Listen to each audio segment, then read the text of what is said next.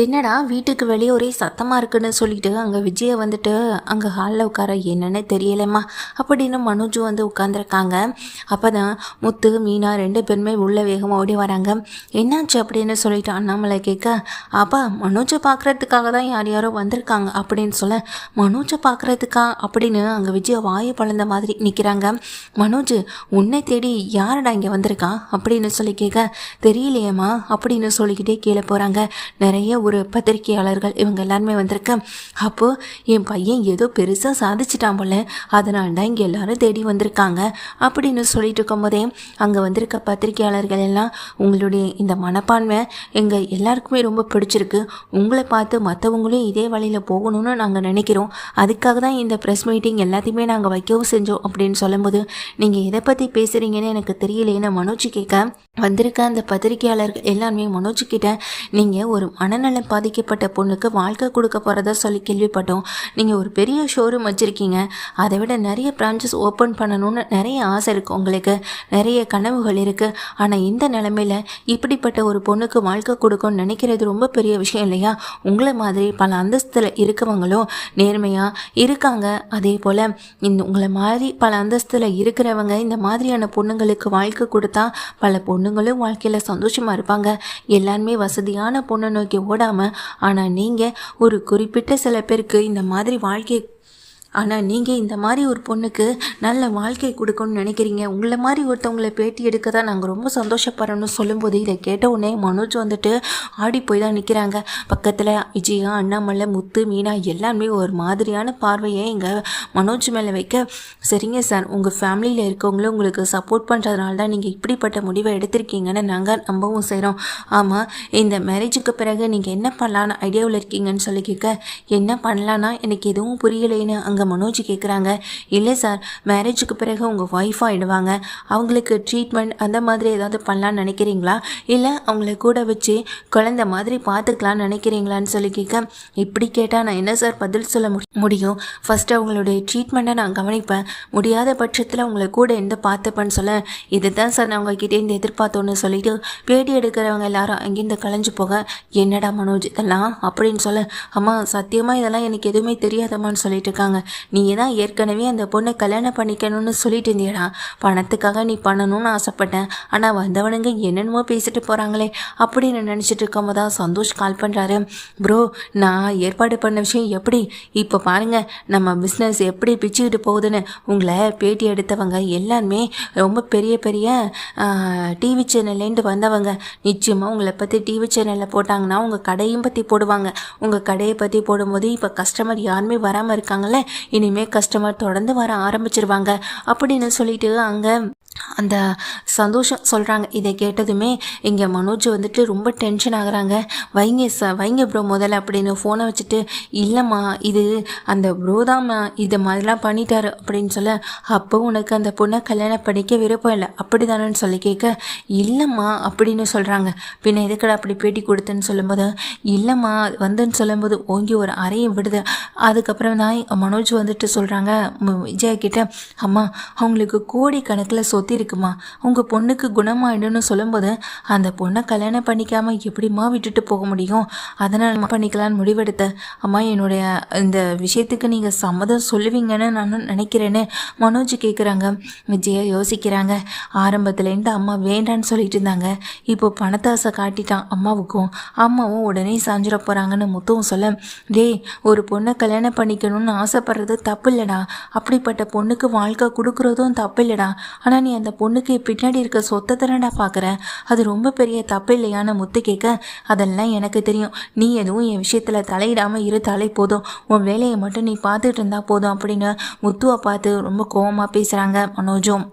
அதனால் முத்து வந்துட்டு மீனா கூட சேர்ந்து அமைதியாகவே இருக்கிற அந்த நேரத்தில் தான் மீனாவும் இங்கே முத்துக்கிட்ட சொல்கிறாங்க, ஏங்க இது எங்கேயோ போய் முடிய போகுதுங்கன்னு சொல்ல, ஆமாம் மீனா, அப்புறம் இவன் நம்மக்கிட்ட பிரச்சனைன்னு வந்து நிற்கக்கூடாது, நான் இப்போவே ஒரு விஷயத்த சொல்லிடுறேன், அப்புறம் அம்மாவும் பிரச்சனையில் சிக்கிட்டாங்கன்னு என்னால் எந்த விஷயத்துலையும் தலையிட முடியாதுன்னு சொல்ல, அதை தாண்டா நானும் சொல்ல வந்தேன், விஜயா இனி எந்த முடிவாக இருந்தாலும் நீயே எடுத்துக்கோ, உன் பையன் விஷயத்தில் நீ தானே நல்ல முடிவை எடுப்ப, நீ எடுத்த முடிவுனால தானே இவன் வாழ்க்கை இப்போ இங்கே வரைக்கும் வந்து நிற்கிது. இதுக்கப்புறமும் என்ன முடிவு வேணாலும் எடுத்துக்கோ, ஆனால் அதுக்கும் எங்களுக்கும் எந்த விதமான சம்மந்தமும் கிடையாது அப்படின்னு முத்து, அண்ணாமலை, மீனா இவங்க எல்லாருமே சொல்லிட்டு போக கீழே விஜயா மனோஜை பார்த்து, டேய் இவங்களுக்கெல்லாம் பொறாமடா, நீ மட்டும் அந்த பொண்ணை கல்யாணம் பண்ணிக்கிட்டேன்னா அந்த பணம் சொத்துன்னு எல்லாமே உனக்கு வந்துடும்ல. ஆனால் ஒன்று, அவங்க வீட்டிலேருந்து அது எல்லாத்தையும் உனக்கு கொடுத்ததுக்கு பிறகு தான் அந்த பொண்ணு கழுத்தில் தாலி கட்டவும் செய்யணும். என்னடா அப்படின்னு சொல்லி கேட்க சரின்னு சொல்லிடுறாங்க மனோஜும். இதனால் விஜயாவும் கோடிக்கணக்கான சொத்துக்கு ஒரே அதிபதியாக மாறப்போகிறான். அதுக்கப்புறம் அந்த பொண்ணு என்ன, அந்த பொண்ணு எப்படியாவது இவனுக்கு டிவோர்ஸ் வாங்க வச்சுட்டு அதுக்கப்புறமா இவனுக்கு ஒரு நல்ல பொண்ணாக பார்த்து கூட கல்யாணம் பண்ணி வச்சிடலான்னு விஜயாவுடைய ஆழ்ந்த யோசனையில் இருக்கவும் செய்கிறாங்க. இப்போ தான் இங்கே பொண்ணு வீட்டில், கனகா வீட்டில் மனோஜை வந்துட்டு பொண்ணு வீடு பார்க்க வர சொல்லவும் செய்கிறாங்க. அதனால் விஜயாவை மட்டும்தான் கூட்டிகிட்டு போகிறாங்க. விஜயாவுக்கு அந்த வீடு, அந்த இடம், அந்த சொத்து இது எல்லாமே பார்த்ததும் ரொம்ப பிடிச்சு போயிடுது. அப்போ தான் விஜயா சொல்கிறாங்க, இல்லை என் பையனுக்கும் நான் எப்படியோ கல்யாணத்தை பண்ணி வைக்கணும்னு நினச்சேன், ஆனால் அது எப்படியுமே நடக்காமல் போயிடுச்சு. இப்போ தான் உங்கள் பொண்ணை பற்றி சொன்னான். இப்படி ஒரு பொண்ணுக்கு வாழ்க்கை கொடுக்கறது ரொம்ப பெரிய சந்தோஷமான விஷயந்தான், எனக்கு அது சந்தோஷம்தான். ஆனால் என்ன, இப்படிப்பட்ட ஒரு பொண்ணை உங்கள் வீட்டுக்கு மருமகளாக கொண்டு வரீங்களே, உங்கள் பையனுக்கு ஏதாவது குறை இருக்கான்னு ஊரில் இருக்கவங்களாம் தப்பாக பேச ஆரம்பிச்சிருவாங்க. அப்படியெல்லாம் இருக்கக்கூடாதுல்லன்னு சொல்ல அதுக்குன்னே அங்கே கனகாவுடைய அம்மாவும், இல்லை சம்மந்தி அப்படிலாம் யாரும் எதுவும் பேச மாட்டாங்க, எதுவாக இருந்தாலும் பார்த்துக்கலாம், நான் அவங்களுக்கு பதில் சொல்லிக்கிறேன். ஆனால் என்னுடைய எல்லா சொத்தையும் எல்லாத்துக்கும் ஒரே அதிபதினா இங்கே உங்கள் பையன் மட்டும்தான்னு சொல்லும்போது அது விஜயாவுக்கு ரொம்ப பெரிய சந்தோஷமாக இருக்குது. சம்மந்தி நான் இப்படி கேட்குறேன்னு தப்பாக நினச்சிக்காதீங்க, உங்கள் பொண்ணு கல்யாணத்துக்கு பிறகு குணம் ஆயிடுவாங்கல்ல அப்படின்னு சொல்லி கேட்க, அதெல்லாம் குணம் ஆயிடுவாங்க சம்மந்தி. அது மட்டும் இல்லை, இங்கே மனோஜுடைய பேருக்கு எல்லா சொத்தையும் மாற்றுறதுக்கு எல்லா ஏற்பாடையும் பண்ணிட்டேன். இன்னைக்கு ஈவினிங்குள்ளே அது எல்லாமே முடிஞ்சிடும். அதுக்கு பிறகு இங்கே உங்கள் பையன் என் பொண்ணு காலத்தில் தாலி கட்டினா போதும். ஏன்னா உங்கள் குடும்பத்து மேலேயும் உங்கள் பையன் மேலே இருக்க நம்பிக்கையில் தான் நான் இப்படி எல்லாத்துக்கும் ஏற்பாடு பண்ணிட்டேன்னு சொல்லும்போது விஜயாவுக்கு இது பெரிய சந்தோஷத்தை கொடுக்குது.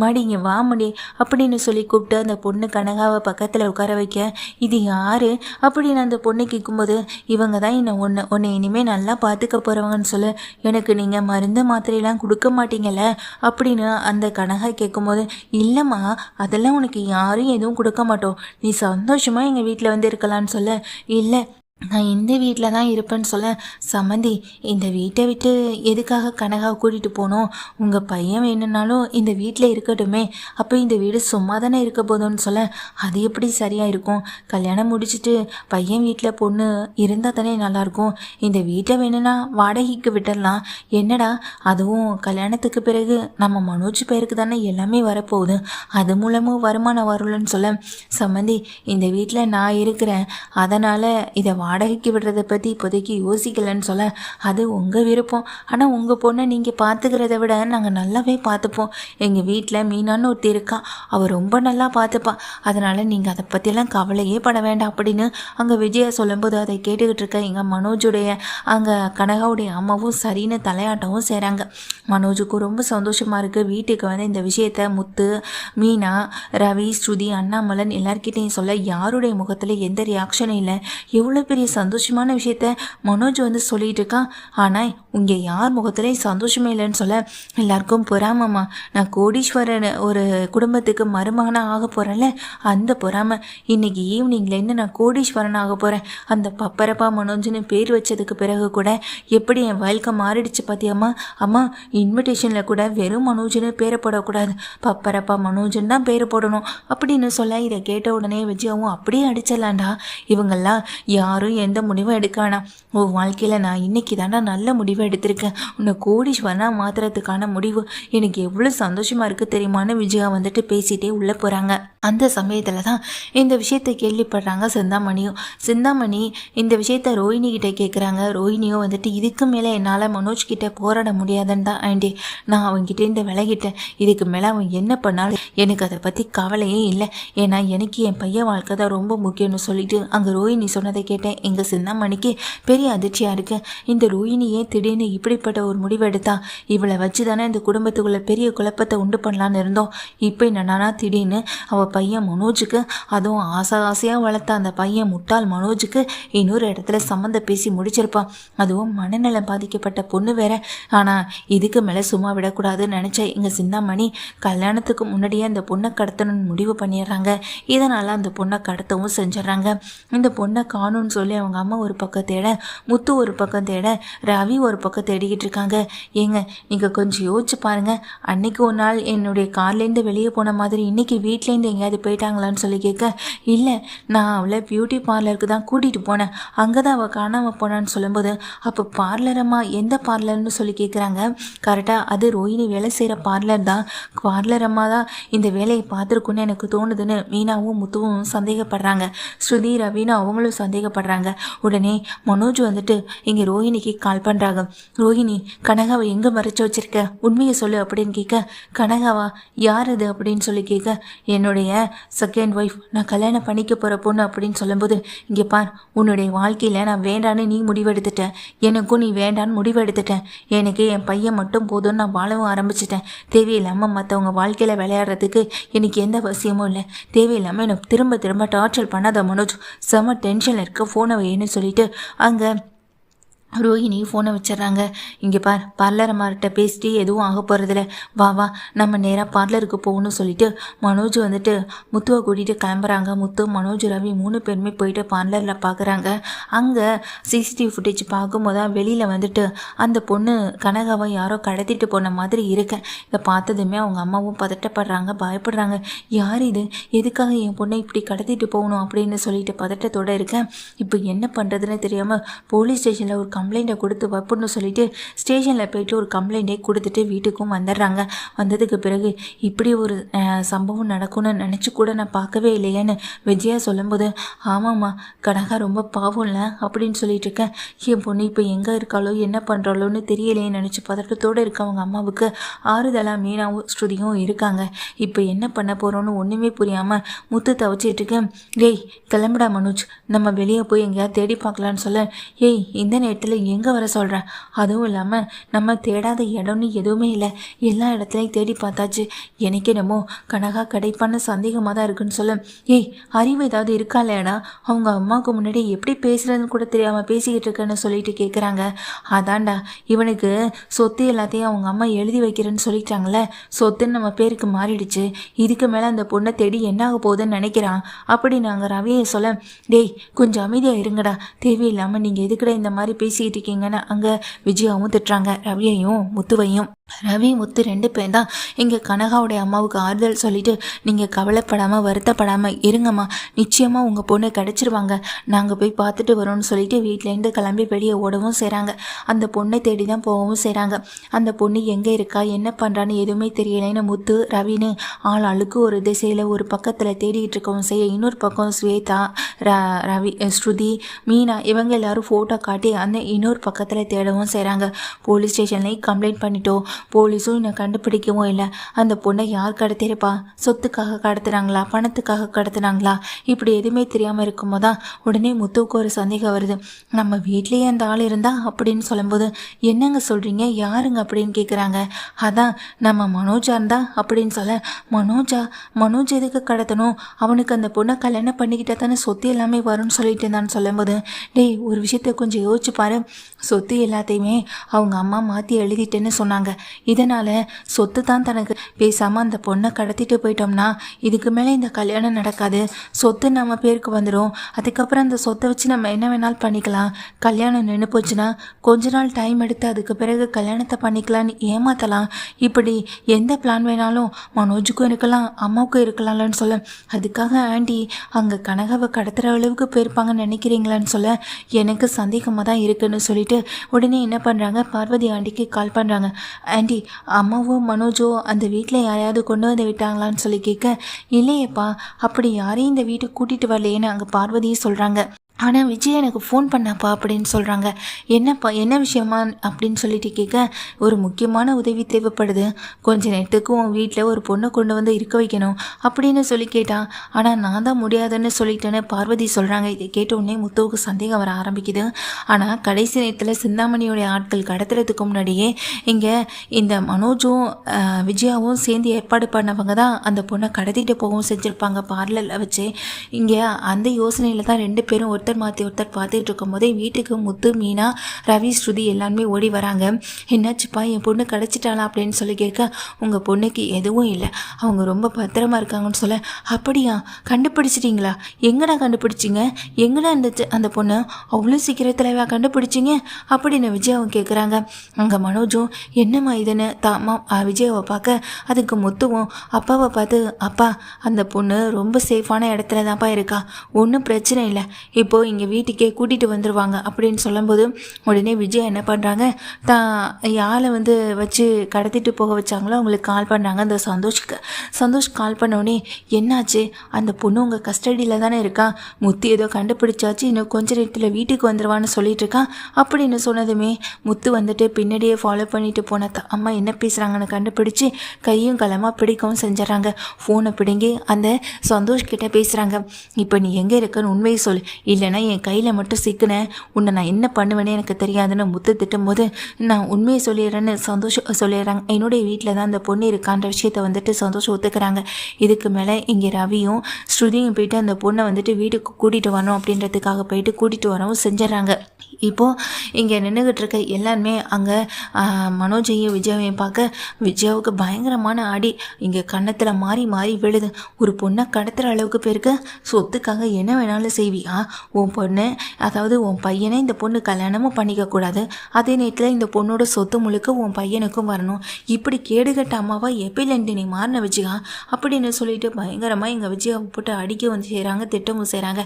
இன்னொரு பக்கம் மனோஜை இங்கே முத்துவும் ரவியும் சேர்ந்து பயங்கரமாக பொழந்து கட்டவும் செய்ய, இங்கே கனகா அந்த பொண்ணை வந்துட்டு தன் கையில் பிடிச்சு வச்ச மாதிரி அந்த அவங்க அம்மாவும் நிற்கிறாங்க.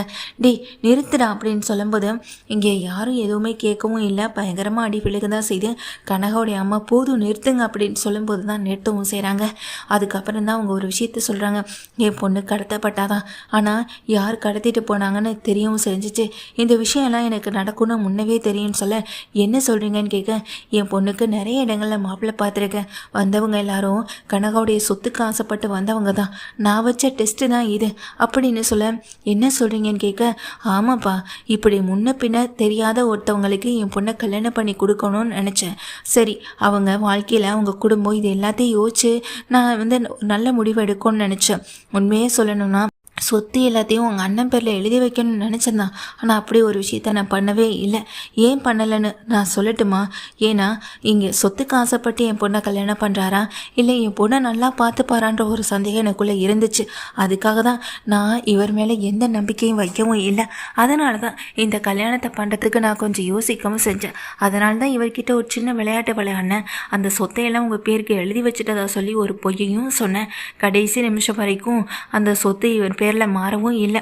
அது மட்டும் இல்லை, நீங்கள்லாம் எந்த விதமான எதிர்பார்ப்பும் இல்லாமல் என் பொண்ணை தேடி போனீங்க. ஆனால் எல்லா ஒரு கல்யாணம் பண்ணிக்க போகிற பொண்ணு காணுமென்ற ஒரு பதட்டமும் இல்லை, அந்த எதிர்பார்ப்பும் இல்லை, எதுவுமே இல்லை. இவருக்கு தேவை சொத்தை கிடச்சிருச்சுன்ற ஒரு சந்தோஷம் மட்டும்தான் இவங்க ரெண்டு பேர் முகத்துலையும் இருந்தது. அப்போவே முடிவு பண்ணிட்டேன், என் பொண்ணை இவங்க தான் கடத்தி வச்சுருக்கோன்னு.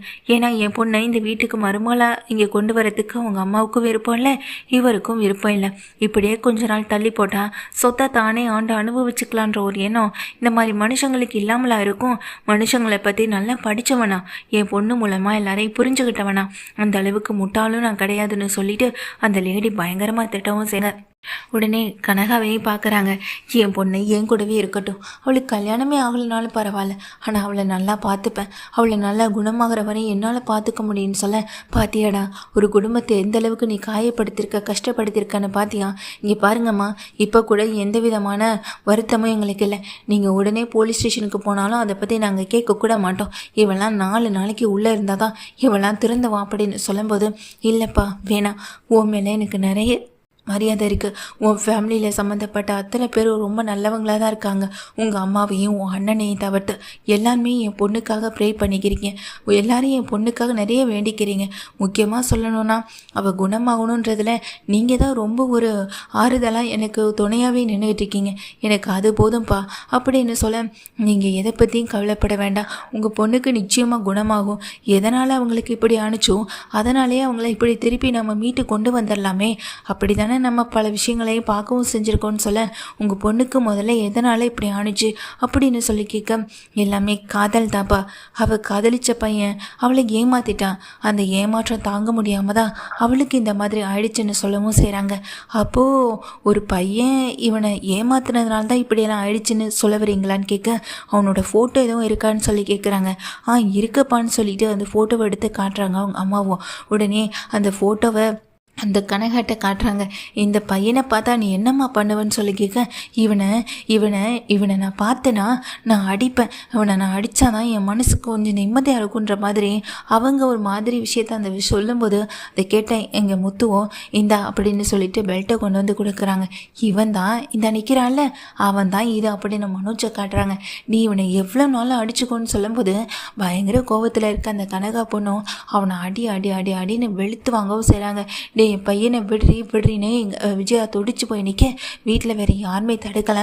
ஆனால் அந்த பொண்ணு பெல்ட்டால் அந்த மனோஜை போட்டு அடி வெளுத்துவாங்க. மனோஜ் அடித்து அந்த வலியால் துடிச்சு போய் கிடக்கிறத பார்த்ததுக்கு பிறகு தான் அவங்க அப்படியே ரிலாக்ஸ் ஆகுறாங்க. ரிலாக்ஸ் ஆனதுக்கு பிறகு தான் அவங்களுக்கு கொஞ்சம் மயக்கமும் வருது. மயங்கி கீழே விளையிறவங்களுக்கு இங்கே தண்ணி தெளித்து இங்கே கிளப்பி விடவும் செய்கிறாங்க. அடித்து என் பையன் எப்படி கிடக்கிறான், இவன் மயங்கி கிடக்கிறாளே நினச்சிட்டு இருக்கும்போது தான் மயக்கத்திலேருந்து தெளிஞ்ச அந்த பொண்ணு அம்மாவை பார்த்ததும் கட்டிப்பிடிக்க, அம்மா அப்படின்னு கட்டிப்பிடிச்சு அழுகிறத பார்த்த உடனேயே முத்து மீனா அதிர்ச்சி ஆகிறாங்க. ஏங்க நீங்கள் சொன்ன ட்ரீட்மெண்ட் ஒர்க் அவுட் ஆகிடுச்சு போலையே, எதனால் இவங்களுக்கு இப்படி ஆணுச்சோ அதனாலேயே அது திரும்ப கிடச்சாதான் உண்டுன்னு சொன்னீங்கல்ல, அதாங்க அப்படின்னு சொல்லும்போது, அம்மா என்னம்மாச்சு, இவங்கெல்லாம் யார், நாம் எதுக்கு இங்கே இருக்கோம், என்னாச்சு அப்படின்னு கேட்குறாங்க. கனகா நீ உண்மையிலேயே இங்கே எப்படி நல்லாயிட்டியா அப்படின்னு சொல்லி கேட்க, நான் நல்லா தானமாக இருக்கேன்னு சொல்லும்போது, இல்லடி அது வந்துன்னு சொல்லும்போது, இப்போதைக்கு இதை பற்றி நீங்கள் எதுவும் சொல்ல வேணாம், எல்லாத்தையும் வீட்டில் கூட்டிகிட்டு போய் பொறுமையாக சொல்லுங்கள், உங்கள் பொண்ணும் கேட்டு எடுத்து தெரிஞ்சுப்பாங்கன்னு சொல்லும்போது, ரொம்ப நன்றிப்பா, உண்மையிலே நான் உங்களுக்கு நிறைய நன்றி கடன் பட்டிருக்கேன்னு வந்தவங்க 2 பேருமே அவங்களுக்கு நன்றி சொல்லிவிட்டு அங்கேருந்து கிளம்பி போக, பேராசை பெருநஷ்டம்னு சொல்லுவாங்க. நீ இதே போல் எல்லாத்துக்கும் உழைக்காமல் பணம் மட்டும் உனக்கு வந்துக்கிட்டே இருக்கும்னு நினச்சேன்னா அந்த பேராசை உன்னை வாழையே விடாதுன்னு சொல்லிட்டு முத்து அங்கே அண்ணாமலை விஜயாவை பார்த்து சொல்கிறாங்க, மனோஜை பார்த்து சொல்கிறாங்க. மனோஜ் அடியெல்லாம் வாங்கிக்கிட்டு நொறுங்கி போய் கீழே விழுந்து கிடக்கிறத பார்த்த அங்கே ரவிக்கும் ஸ்ருதிக்கும் சிரிப்பு தான் வருது. பக்கத்தில் வந்து ஸ்ருதி மனோஜை பார்த்து, இப்போன்னு இல்லை எப்போதுமே உங்கள் லைஃப்பில் உங்களுக்கு எதுவுமே கிடைக்க போகிறதில்ல, வாழ்க்கையில் முன்னேறத்துக்கு கஷ்டப்படணும், கஷ்டப்பட்டால் மட்டும்தானே வாழ்க்கையில் எதையுமே அடைய முடியும். அந்த கனியை பார்த்த உடனே இப்படி கீழேருந்து வாயை பிளந்தா அதுவாக உங்கள் வாயில் வந்து விழுந்துருமா, அதை பறிக்கிறதுக்கு நீங்கள் என்ன முயற்சி பண்ணுறீங்க, அந்த முயற்சியில் போடுற கஷ்டத்தில் மூலமாக வர இங்கே இனிப்பு தானே சந்தோஷத்தை கொடுக்கும். நான் கஷ்டப்படுறேன், இங்கே ரவி கஷ்டப்படுறான், அதே போல் முத்து மீனா எல்லாரும் கஷ்டப்படுறாங்க. மீனாவும் இருந்த இடத்துலேருந்து அவங்களுக்கு பதவி கிடைக்கல, முத்துவும் உட்கார்ந்த இடத்துலேருந்தே கார் ஓட்டலை, நானும் நின்ன இடத்துலேருந்தே சமைக்கலை அப்படின்னு அங்கே ரவியும் சொல்ல அப்படியே வாயை பிளந்த மாதிரி பார்த்துக்கிட்டு இருக்காங்க. இங்கே மனோஜும் ஒரு பிஸ்னஸில் நட்டமாகுதுன்னா அடுத்து என்ன பண்ணுனா அதை நம்ம மேல் நோக்கி கொண்டு போகலான்றதை யோசிக்கணும். புதுசாக மக்களுக்கு ஏதாவது அவங்களுடைய ஆசையை தோன்ற விதமாக ஏதாவது அறிமுகப்படுத்தணும். அப்போ தான் உன்னுடைய பிஸ்னஸும் நல்லா போகும், உனக்கு பிரச்சனை இல்லாமல் கடன் இல்லாமல் நல்லாவும் இருப்பேன். எதை பற்றி யோசிக்காமல் இங்கே முரட்டுத்தனமாக மூட நம்பிக்கைகளை மட்டுமே நம்பி வாழ்ந்துக்கிட்டு இருக்க உனக்கு வாழ்க்கையில் எந்த பிஸ்னஸ் சரியாக நடத்தக்கூட முடியாதுன்னு அண்ணாமலையும் ஒழுங்காக ஒரு பக்கம் திட்டிட்டு போக தான் செய்கிறாங்க.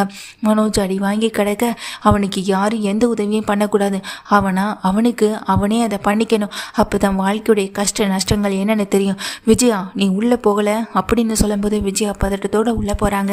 கீழே படுத்திருக்க மனோஜோ கிளம்பி நிற்கக்கூட தெம்பு இல்லாமல் அப்படி இப்படி அடித்து பிடிச்சி கிளம்பி நிற்கிறாங்க. கை கால் உடைஞ்ச மாதிரி. முத்து மீனான்னு யாருமே கண்டுக்கலை, வீட்டில் இருக்க மற்றவங்களும் கண்டுக்கலை. அங்கே வலியை தாங்கிக்கிட்டு நடக்கவும் செய்கிறாங்க மனோஜ். இதே மாதிரி ஒவ்வொரு வழியையும் தன் வாழ்க்கையில் கஷ்டப்பட்டு தாண்டி வந்தால் தானே வாழ்க்கையில் நம்ம நினச்ச லட்சியத்தையும் அடைய முடியும்.